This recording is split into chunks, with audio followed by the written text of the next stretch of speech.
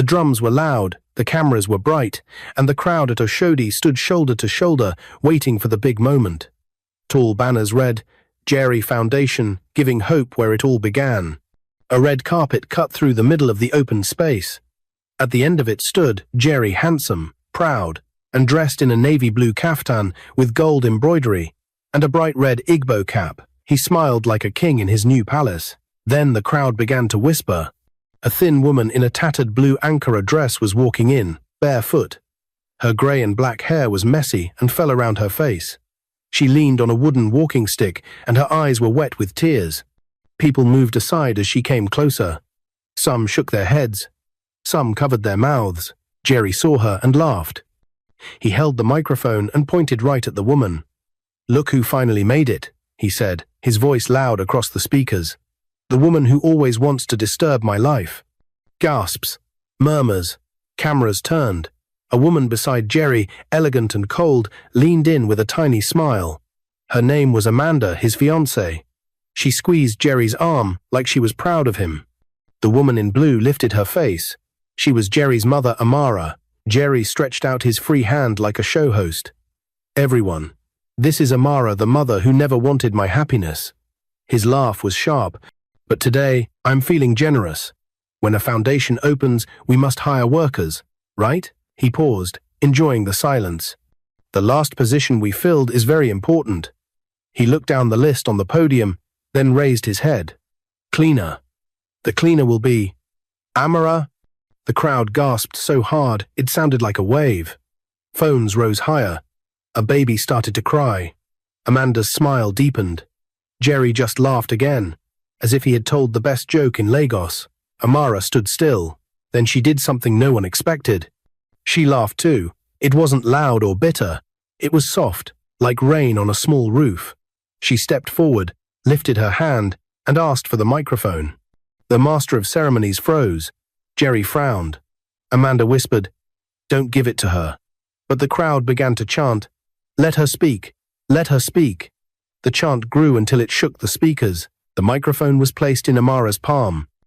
She held it with both hands, close to her lips. "Thank you, my son," she said, her voice gentle but clear. "Thank you for paying me back for the years I carried you, even when I could not carry myself." The crowd leaned in. The cameras pushed closer. Amara's eyes shone. "Jerry," she said, "what you don't know is..." The microphone squealed, and the scene froze like a picture. Years earlier, before the banners and bright lights, before the title, Billionaire, there was only a one-room apartment and the sound of rain at night. Amara was 24 when Emeka, her husband, left for work at the bank one morning and never came back. She called his phone, no answer. She waited by the window, no knock on the door. No letter, no message, nothing. Days turned into weeks, weeks turned into months. In Lagos, stories moved fast, but the truth moved slowly. Some said he had been kidnapped. Others said he had run away with another woman. Amara never found out. She had a baby to feed, so she did not allow tears to win. She picked up a sack and went to Oshodi under the bridge. There, among shouting traders and rushing buses, she spread second-hand clothes on a mat. Shirts, dresses, jeans, little school uniforms. She called out prices with a bright voice. When the sun was hot, she tied her scarf tighter and kept selling. When the rain fell, she covered her goods with plastic and smiled anyway. She named her baby boy Jerry. At night, after counting her small profits, Amara would press a kiss on Jerry's forehead and whisper, "My son, I will not marry again. I will face you. I will train you. One day, when you stand tall, you will not bend. You will be a good man. You will remember kindness." She worked like 3 people. She bought more clothes from the market. She learned which sizes sold fast and which colors mothers liked for their children. She saved a little at a time. Sometimes, when a customer paid more by mistake, she ran after them to return the change. People noticed. They trusted her. They came back. A small thing happened that later became a big thing. One night, a church deacon stopped by her mat and said, "Sister Amara, the plot beside our new branch is for sale. It is not expensive now. If you keep saving, you can buy it. One day, it may help your son." Amara looked down at Jerry. He was sleeping on a folded wrapper. She imagined a future she could not see. "I will try," she said. Time walked forward. Jerry grew tall and smart. He studied late and woke early. He talked about the human body like it was a puzzle he could solve. He won science prizes. His teachers called him Dr. Jerry for fun, then not for fun. On the day he got into the University of Nigeria, Amara bought Puff Puff for every child on their street. "God did it," she said, laughing like a girl. School was expensive. Life was harder. Amara did not change her promise. She sold more. She saved more. When prices rose, she adjusted, never quitting. She bought small pieces of land when she could thin strips, odd corners, nothing fancy. For his future, she told herself. For his future. Jerry graduated as the best medical student. He got a job at the best private hospital in Lagos. His hands were sure. His brain was calm. He worked on difficult cases, brain tumors, cancer of the eyes, even co-joined twins. People cried with joy in waiting rooms. People called him a miracle. The news wrote about him. The country watched him. Then the climb became a race. Jerry opened his own hospital. It was tall and bright, with glass walls that looked like water. He started a company to sell medical equipment. In 2 years, his face was on magazines. In 3, he was called Billionaire. He wore suits that shone. He drove cars that hummed. He moved into a mansion on Banana Island, where the air felt different from the city. Somewhere in the noise of success, his phone stopped picking certain calls. "Jerry, it's Mama," Amara would say into the silence. "I just wanted to hear your voice, my son. I made jollof. I can bring..." Beep. The line ended. He began to say she disturbed him. He told someone who told someone that his mother did not want his happiness. He started to believe it. Amanda stood beside him, then beautiful, polished, never a hair out of place. She pressed ideas into his ear, the way a tailor presses cloth. "Your mother is not what she seems," she whispered. "Be careful, she is bad luck." The day the invitation came, it did not come from Jerry. A delivery rider knocked on Amara's door in the outskirts of town. He handed her a white envelope with gold letters. Inside was a card, Jerry Foundation Launch Osho. Her eyes stopped at the word Oshodi. She smiled without meaning to. The place that had given her work, food, and hope. "He remembers," she said softly. "He is giving back." She opened her box and looked at her clothes. Most were old. She lifted the blue ankara she wore on hard days. The hem was torn. The color was fading. Her slippers had cracked last week. She touched her hair and felt how rough it was. She breathed in and out, long and slow. Then she did something strange. She chose the blue dress. She picked up her walking stick. She left her feet bare. "You are going like that?" her neighbor asked, shocked. Amara smiled. "Today is not about what I wear," she said. "Today is about who my son is." Oshodi was louder than ever that morning. Music shook the ground. The new foundation building stood clean and white, like a promise finally kept. People from TV stations parked trucks by the curb. Street boys climbed poles to see better. The master of ceremonies cracked jokes that made the market women laugh and clap. Then Jerry arrived with Amanda, walking like he owned the road. When Amara stepped onto the red carpet, the world seemed to move in slow motion. She saw her son's face. It was handsome, serious, and hard. She saw the way Amanda looked at her, like a teacher who had found a child breaking rules. She saw the crowd change shape to let her pass. She heard her son's laugh. "Cleaner," he said into the microphone. "The cleaner will be Amara." For a moment, everything in Amara's long life pressed into her chest.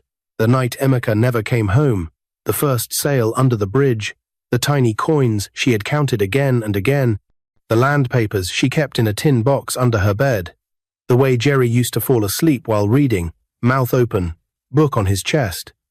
She remembered the promise she made to herself.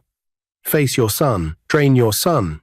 One day he will not bend. He had bent. She took the microphone. "Thank you, my son," she said. "Thank you for paying me back for the years I carried you." The crowd was so quiet that even the buses seemed to wait. "Jerry," she said, her voice suddenly strong. "What you don't know is this the land where you built this foundation." She stopped. Amanda's smile slipped. Jerry blinked.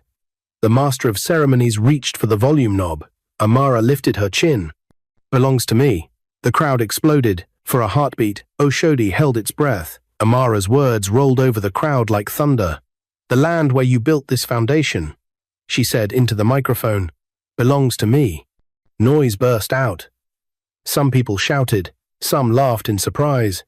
Others clapped without knowing they were clapping. The master of ceremonies dropped his cue cards. The band stopped drumming. Even the buses on the main road seemed to slow down. Jerry stood still on the red carpet, as if his feet were glued there. He tried to smile, but it broke at the edges. Amanda's face went tight. She pressed her fingers into Jerry's arm. "She's lying," Amanda whispered. "She wants attention. Don't let her win." Amara didn't look angry. She looked tired and sure. She lifted the microphone again. "Jerry, when I heard you wanted to build a foundation here in Oshodi, I was happy. This place fed me when I had nothing. I told the community leader to call you. I gave him the land for free, and I said, 'Please do not mention my name.' I wanted your good work to shine, not mine." She turned to the side and pointed with her walking stick. "Chief Fatai, you are here. Please come." From the front row, a broad-shouldered man in a native cap stood up. People knew him. He was the respected community leader who settled fights and kept the market peaceful. He climbed the stage with slow steps, holding a brown envelope. He bowed to the crowd, then spoke into the second microphone. "What Mama Amara said is true," he said simply. His voice was deep and calm. "She came to me herself. She told me to call Dr. Jerry and make it easy for him. She paid for the papers. She asked me to keep her name quiet so that God would bless the work, not the giver." He held up the envelope. "These are copies of the documents. Her name is on them." Cameras flashed like lightning. The front row buzzed. A TV reporter raised her hand. "Can we see the name?" she asked. Chief Fatai nodded. He slid out a photocopy and passed it to the master of ceremonies, who lifted it high. The bold letters were clear. Amara Nnenna Okafor, owner. A sound like a wave moved through the crowd again.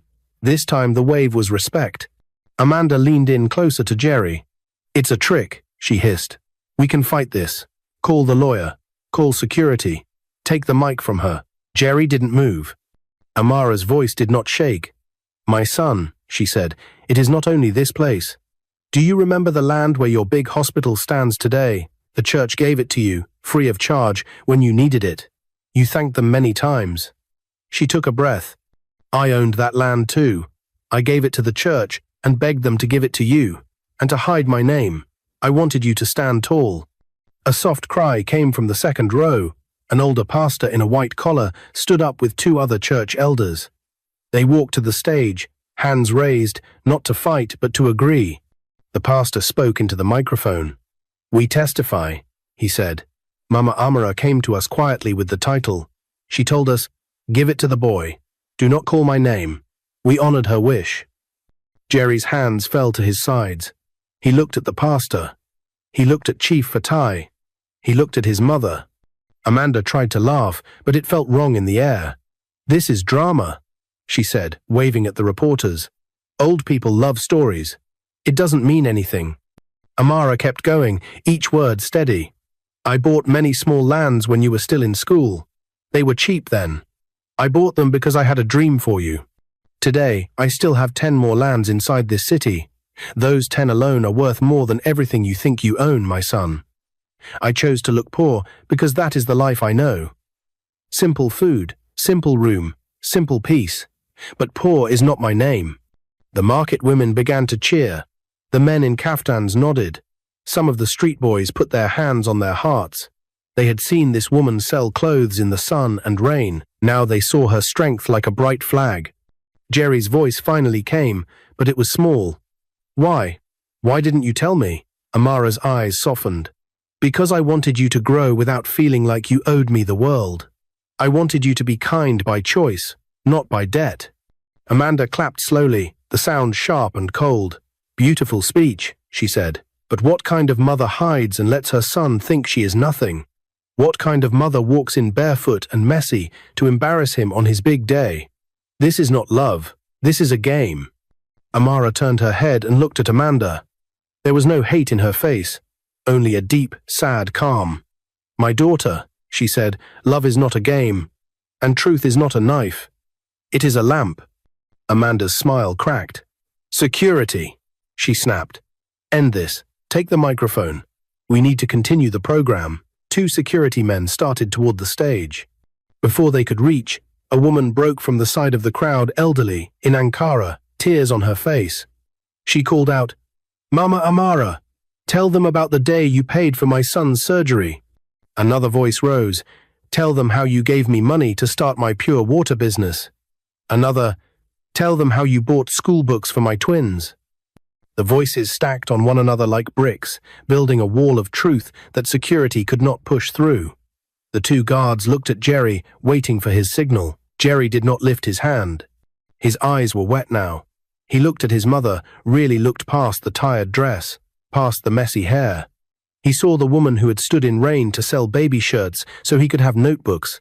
He saw the tiny lines at the corners of her mouth, from years of smiling, even when life was not kind. He saw the walking stick, and remembered the nights she carried him on her back when he fell asleep on the bus. He put his hand over his mouth. His shoulders began to shake. Amanda grabbed his wrist. "No," she said under her breath. "Don't you dare. Think of the cameras. Think of your name. Think of me." Jerry gently took his hand away. He walked toward his mother. The red carpet felt heavy under his feet. The world went quiet again, like it was waiting to see if rain would fall or the sun would come out. When Jerry reached her, he did not speak. He bent his knees. The red cap slipped. His forehead touched the carpet. A shout rose from the crowd, but it was not mocking. It was joy and shock mixed together, like a drum and a bell ringing at the same time. Amanda stood frozen, her mouth open. She looked small now, not because of her height, but because the truth was taller than her. "Forgive me, Mama," Jerry said, his voice breaking. "Please. I forgot who I was. I forgot who you are.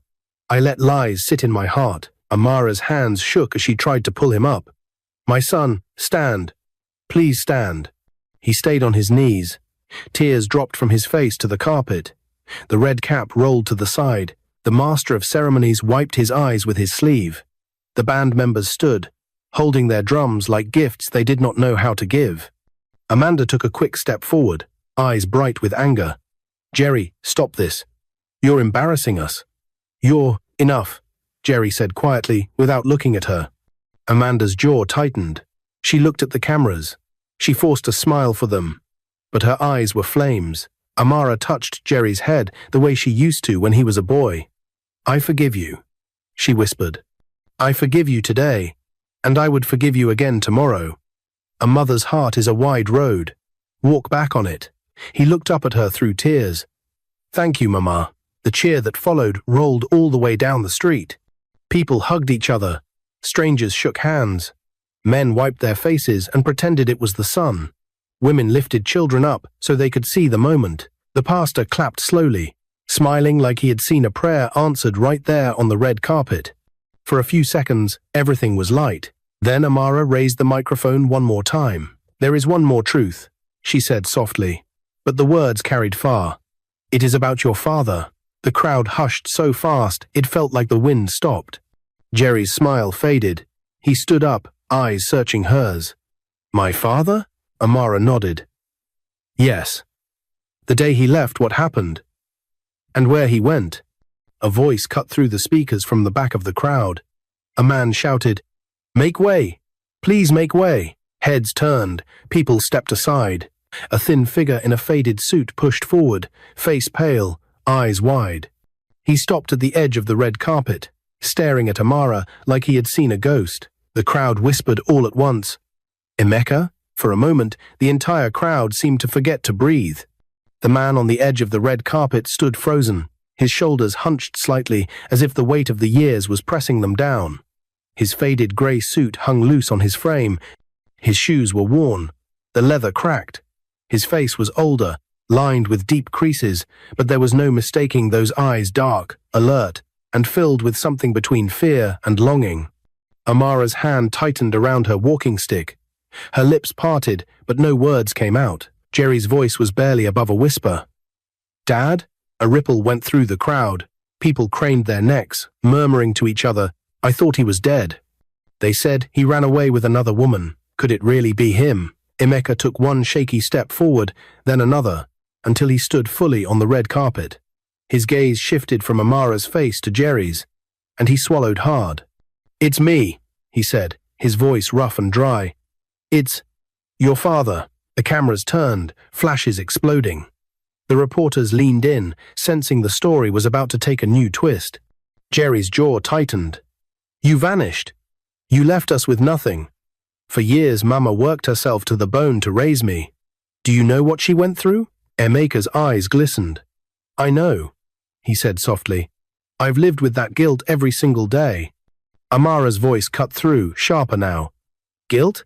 Guilt is when you make a mistake and try to fix it. Her voice shook. "You left. You never called. You never wrote. You let us believe you were dead." Emeka's head bowed. "Because I thought I would be. Amara, that day I left for work. I was taken." The crowd murmured louder. Jerry's brow furrowed. "Taken? By who?"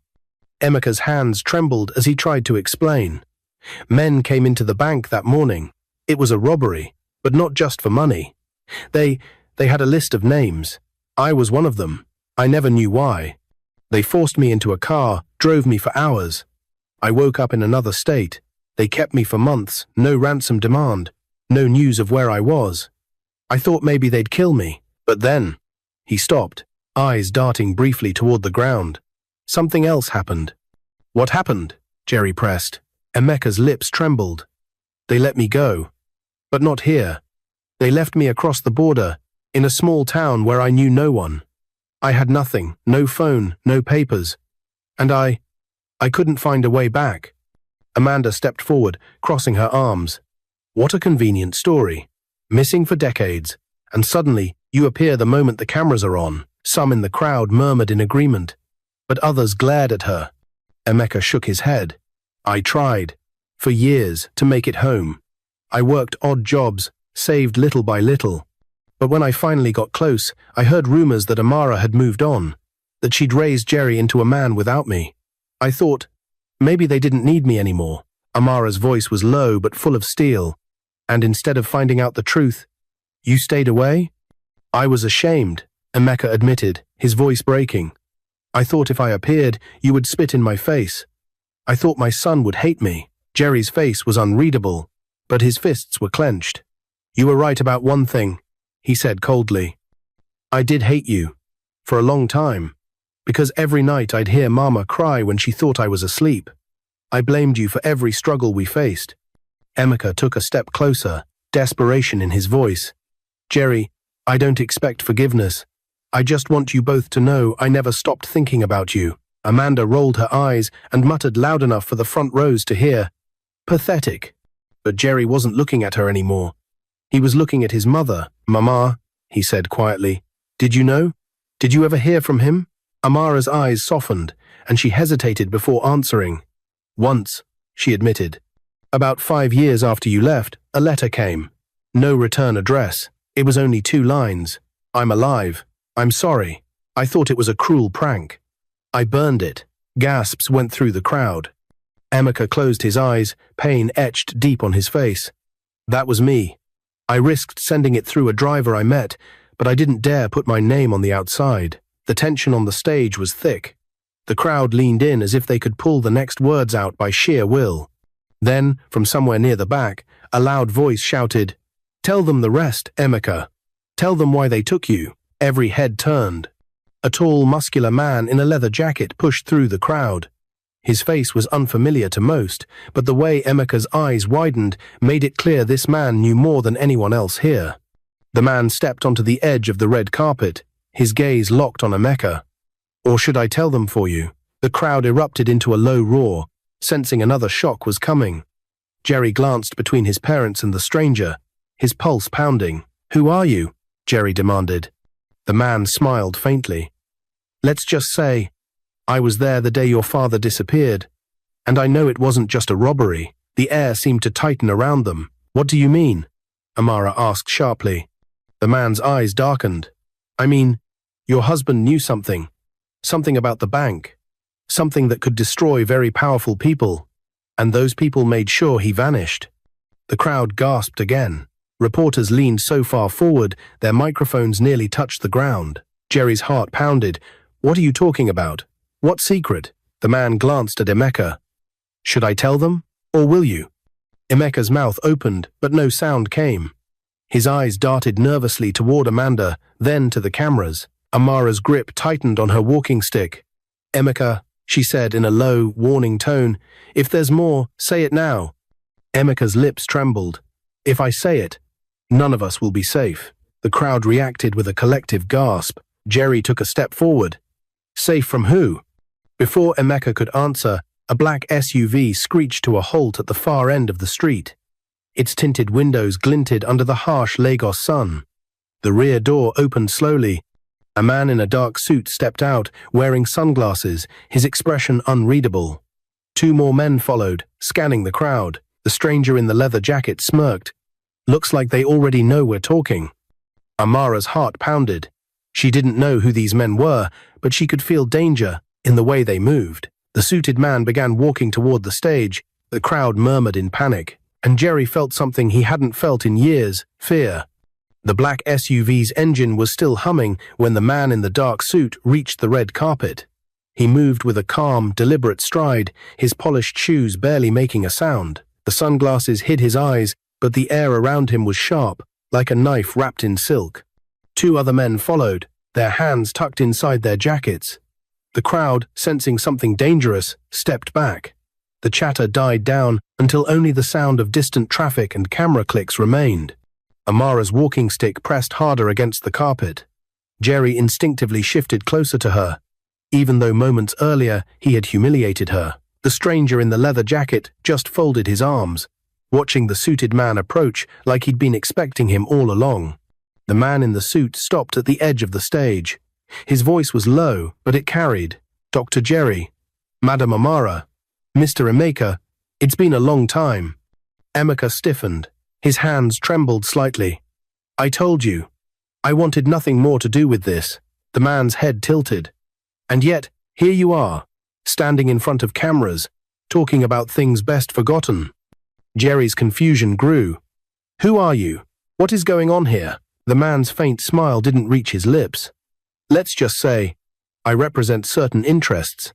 Interests that would prefer your father's past remain exactly where it belongs in the dark." Amara's eyes narrowed. "And if we don't?"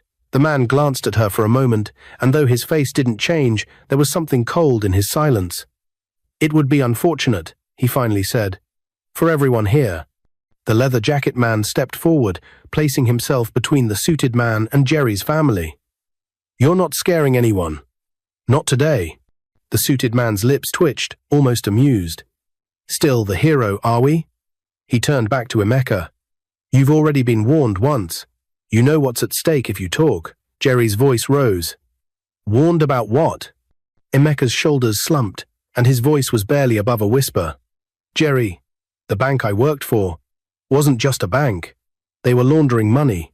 Big amounts. Politicians, powerful business people, some of the same ones who fund hospitals and charities across this country. I found evidence, names, numbers. I made the mistake of speaking to the wrong person. That's why they took me." The crowd gasped again, the sound like a sudden rush of wind. The man in the suit's smile disappeared. "You've said too much." He gave a sharp nod. The two men behind him stepped forward. The leather jacket man moved faster. "You're not touching them." The air on the stage thickened. The market women in the crowd began pulling their children away. The TV reporters kept their cameras steady, their voices hushed into microphones.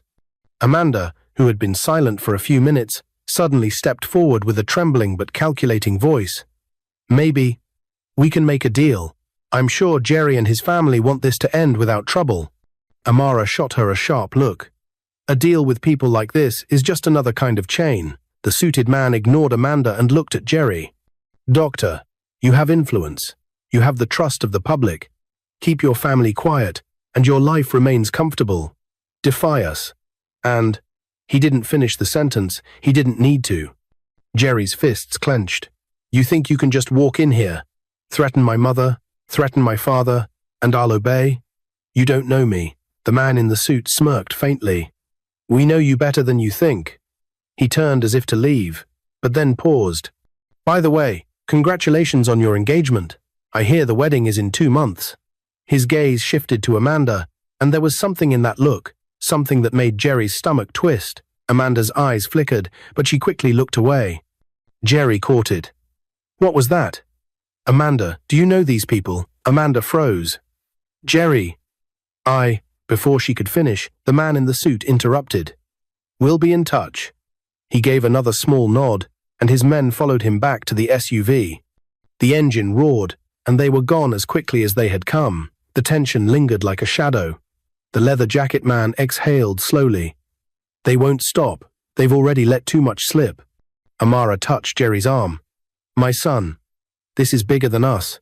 But you can't run from truth forever. Jerry was still looking at Amanda, his mind replaying that flicker in her eyes. We'll talk. Now. Amanda shook her head, her voice rising. Jerry, please, the leather jacket man cut in. You want the truth? Start by asking her why she met with those men 2 weeks ago. The crowd gasped again, a ripple of murmurs spreading like fire. Amanda's face drained of color. That's not what you think. Jerry stepped back, his breathing heavy.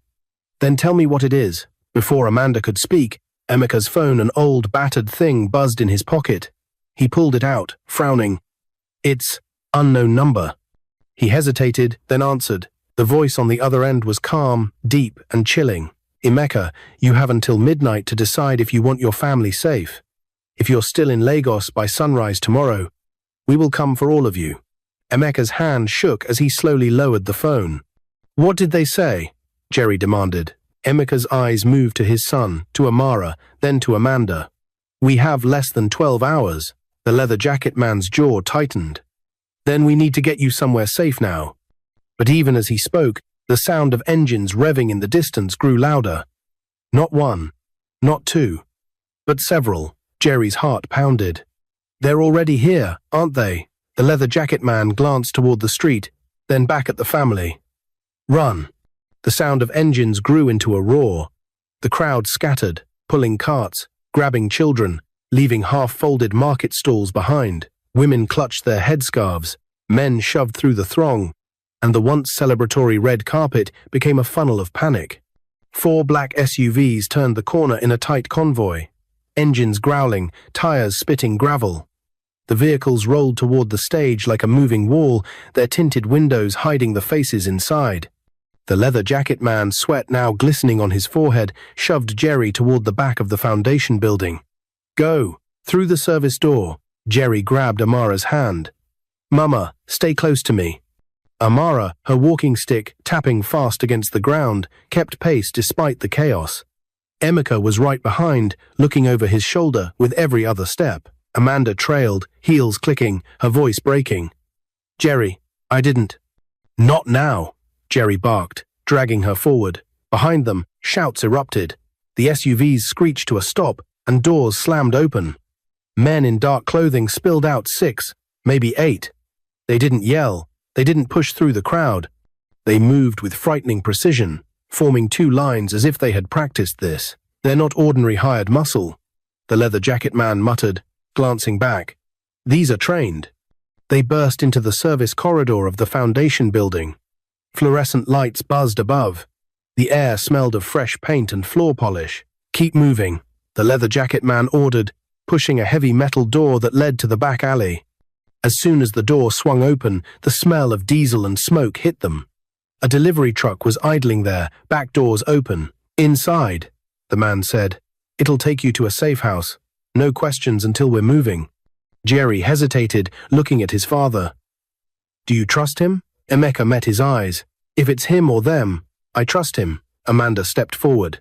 Jerry, I can explain everything once we... The man in the leather jacket spun, glaring at her. No talking. Not now. We move. They climbed in Amara first, Jerry helping her, then Emeka, Amanda, and finally Jerry. The leather jacket man slammed the doors shut and thumped the wall twice. The truck jolted forward. Inside, it was dim and cramped, the smell of old wood and dust filling the space. No windows, only a small grate for air. The engine's rumble drowned most outside noise, but every so often, faint sirens wailed somewhere far behind. For a few minutes, no one spoke. Jerry's hand still gripped his mother's tightly, as if letting go would make her vanish. Then Emeka broke the silence. They won't stop. The files I saw back then, they weren't just about laundering money. There were records of people missing people. Their names never showed up anywhere again. Amara's voice was low, trembling. You mean? He nodded. I think they were eliminating anyone who knew too much. And the longer we stay in Lagos, the closer we get to being next. Amanda finally spoke, her voice quiet but clear. Jerry, I met them once. Just once. It was before we got engaged. They approached me, said they were friends of your father. They wanted to know how close you were to him, how much you talked about your family. I didn't think it mattered. I didn't know who they were until today. Jerry's eyes darkened. And you never told me. I thought it was nothing, Amanda said, looking down. I was wrong. The leather jacket man's voice cut through. We'll be at the safe house in 10 minutes. Once you're inside, you can't leave until I say so. They'll expect you to run. But I know how they think. We'll stay put until they give up the chase.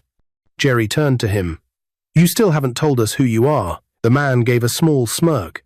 Let's just say, I was one of them once. I left when I realized they'd rather kill than keep their secrets. The truck swerved sharply, throwing everyone against the walls.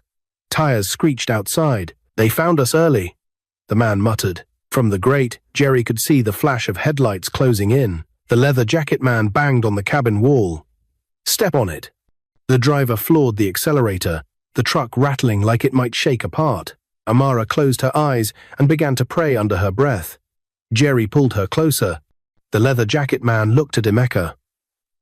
If you still have anything from that bank, now is the time to tell me.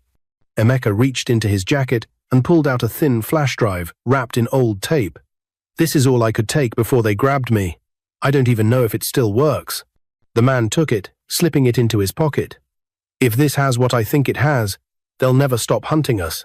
But it might also be the only way to end them. The truck roared down a side street. Shouts echoed outside, but the engines behind them began to fade. For now, the leather jacket man exhaled. We'll make it to the safe house. But after that, you'll have to decide whether you want to hide forever or burn their empire to the ground. Jerry's jaw tightened. If they come for my family again, we burn it. The truck slowed, then stopped. The rear doors creaked open to reveal a dimly lit courtyard behind an unmarked building. This is it, the man said. Welcome to your new home for now. Amara stepped down first, her walking stick tapping softly on the cement. Jerry followed, keeping her close. Emeka climbed out slowly, scanning the shadows. Amanda stood at the doorway for a moment, then stepped down without meeting Jerry's eyes. The leather jacket man shut the doors and looked at them all. Tonight you rest. Tomorrow, we decide how this ends. Jerry looked at his mother, then at his father. For the first time in years, they were all in the same place, but the night around them felt heavy. Because somewhere in the dark, the men in black suits were still watching, and they weren't done. If you like this story, comment, share, and subscribe to our channel for more interesting stories.